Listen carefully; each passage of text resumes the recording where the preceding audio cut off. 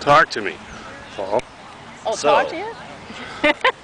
You're going to go until it runs out, and then you'll know how long it lasts?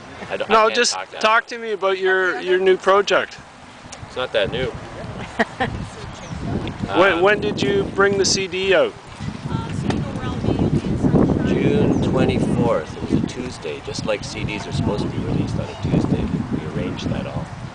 And what is it all about? It's about an hour and 17 minutes. I heard it was about the Donnellys. Can you tell me a little bit about the Donnellys? Thanks for not calling them the Black Donnellys, Jeff.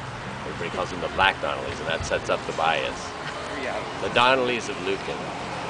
They were a very successful outlaw family in the mid-1800s, moved over from Tipperary, Ireland. Talk a little louder. With everybody else from Tipperary, Ireland, so they brought their feuds with them. So nothing really changed. They're a very successful outlaw family, as I said. They ran a stagecoach line and ran every other stagecoach line off the road. They got successful that way. They burned their barns and slaughtered their horses, and stole their passengers, did whatever they needed to do. I heard somebody got killed. Lots of people got killed.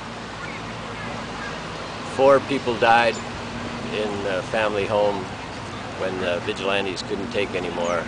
The law wasn't doing anything. They were in court all the time, in and out, and never really paid for anything. The patriarch, James, killed a guy over the land that he was squatting on, the guy who had legal right to the land. The magistrates split it up 50-50, and neither of them were satisfied. So they got into a fight at a logging bee, and James killed this guy, Pat Farrell, with a handspike in front of maybe 30 guys. He hid out in the woods for a little while, but finally gave himself up. Tried to get the reward money himself with a buddy of his. He was always scamming. So they sentenced him to hang, and his wife, Joanna, got up a petition to get him off. Took it all the way to whatever the capital was. We find it probably wasn't Kingston? Ottawa. Kingston or Quebec City was sharing it at the time, I think. So that was one thing that was wrong on the CD and the stories. It wasn't Ottawa, but it was Sir John A. Macdonald, the Attorney General, who agreed to commute the sentence. So he only spent 7 years in jail in Kingston. We know that part. That was Kingston. So when he came back, the boys had been, his 7 sons had been keeping the family going, terrorizing the neighborhood. There's a part in the story that's great when he comes back. Joanna meets him at the railway and says, "James, it's 7 devils I've raised for you." And that was true.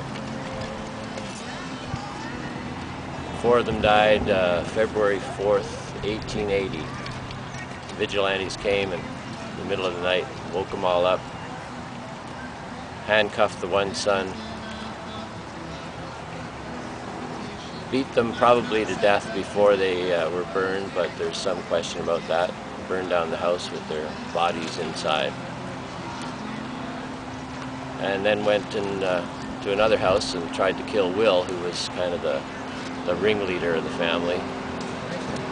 And they thought they got him, but it was actually the other son, John. It wasn't a very successful end to things, but they got it done. There was 2 trials against the ringleader of the vigilantes. First trial was a hung jury, and the second trial he was let off. So nobody ever paid for it. People still don't want to talk about it to this day, like 130 years later. Okay, thank you very much. We'll see what happens. I don't know how to replay this at this point, but it will Well, go it'll probably on. take a lot of batteries just to replay it, so you might not want to do it until later. He'll plug it into the computer.